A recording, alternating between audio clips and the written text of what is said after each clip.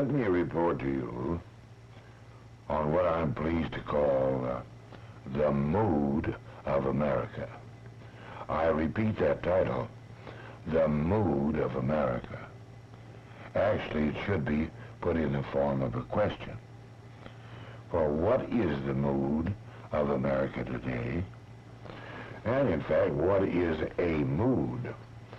Well, I think the dictionary will tell you it means a certain state of temper, or a certain state of humor, or perhaps an emotional state.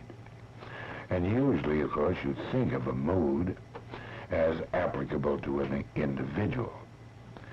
But a mood can be applicable also, I think, to a whole people, to an entire country. So I raise this question, what is the present mood? Is it extreme? Is it mainly because of Vietnam? Is it racial? Or is it some undefined fear? Now there's a reason for the question. A large folder done in black type, 18 by 24 inches in size, came to my desk. It came from a group in California. It contained the names of no officers, no directors, no individuals, just an organization name. And the title was, quote, "This is what the people want." This is what the people want. And then it said, based on a meticulous survey in the grassroots. Now, of course, when you use that word meticulous, it has a very precise meaning. Because there again, the dictionary says, being excessively careful about little things. So if this is a survey of the grassroots, or a canvass, or a poll of opinion, you have a right to assume, from the use of the words, that it's a very careful survey, or a very careful canvass, to indicate what the mood of the country is. Now, generally, this folder contained 49 items. It was highly extreme, and highly racial for that matter. And I might add that I just give you the milder things today, and just a few of them. As an expression, so this group says, of the mood of America, and what the people want. Well, number one, impeach the Supreme Court. Must not rest until this treasonable oligarchy has been curbed. States no other reasons. Don't define anything. Don't talk about some crime or misdemeanor, which would have to be the basis for impeachment. Just simply impeach the Supreme Court. Doesn't say one justice or two. They talk about Supreme Court. That would mean the entire court. All 9 justices on the court. Well, that's pretty extreme, isn't it? And then they say reduce taxes through honest economies. Well, who will quarrel with that? Nobody. Congress has been at that for quite a long time. And it's at it particularly now because of the problems we have with the imbalance of our payments between what we pay out to other countries and what we get back from them. And we're on the minus side of that balance today in a great big way. So nobody quarrels about that. But now look at the illogical things that follow if you're going to have tax reduction through honest economies. First, establish an invulnerable defense system. Now, what do you think is an invulnerable defense system? Why, very obviously, They meant the so-called anti-missile program. I sat through a briefing in the Pentagon on that business, and I remember when they gave us the first preliminary figures. To do it would run into the billions and billions of dollars.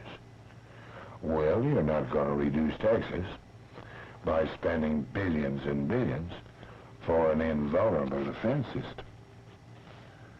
Secondly, destroy Castro and liquidate the communist regime. Well, how do you think you're going to destroy Castro? By sitting in a rocking chair? Watching television? No. It will take men. It will take money. It will take vessels. And it'll take plenty of all if you undertook that kind of a venture. And that could run into the billions also before you got through. Well, that's scarcely a way to reduce taxes, I would say. Then they call for trained expert military units. And these shall be made available to all the communities of the country in order to suppress criminal riots and anarchy. Well, it takes men in trained military units, and it takes training. They've got to be paid. They've got to be ready. Who's going to pay them? On whose payroll? The federal payroll or on the state payroll? But it don't make any difference what payroll. It will take lots of money, and that's scarcely a way to reduce taxes. Now then, the next item, establish work camps for lazy, undisciplined, and irresponsible people. Well, who's going to say who is lazy, or who is irresponsible, or who is undisciplined? How are you going to find out? Everybody's got his day in court. You're just going to try anybody and everybody who you think is out of a job because he's lazy or irresponsible, and go through all the judicial machinery and then send him to a work camp. How many work camps will there be? And what personnel, what guards and others will you have around? Somebody's got to pay them. And that's certainly no way to reduce taxes. Then they go on. Added support to all police groups. Well, we've got a bill up now, and it probably will get to the Senate floor one of these days, and it calls for added support. On the basis of the way the administration laid it out, it would take, by the fourth year of this program, $900 million a year. Well, all I got to say is, if we have to do it in order to get law enforcement, well and good. But you can't do it without money. And money means taxes. They go on. Enlarge our prison complexes. Integrate outdoor encampments for disciplinary action. How many of these huge prisons are you going to enlarge into an outdoor encampment? How many guards are you going to employ? Who's going to pay the cost of building? And who's going to pay the maintenance costs?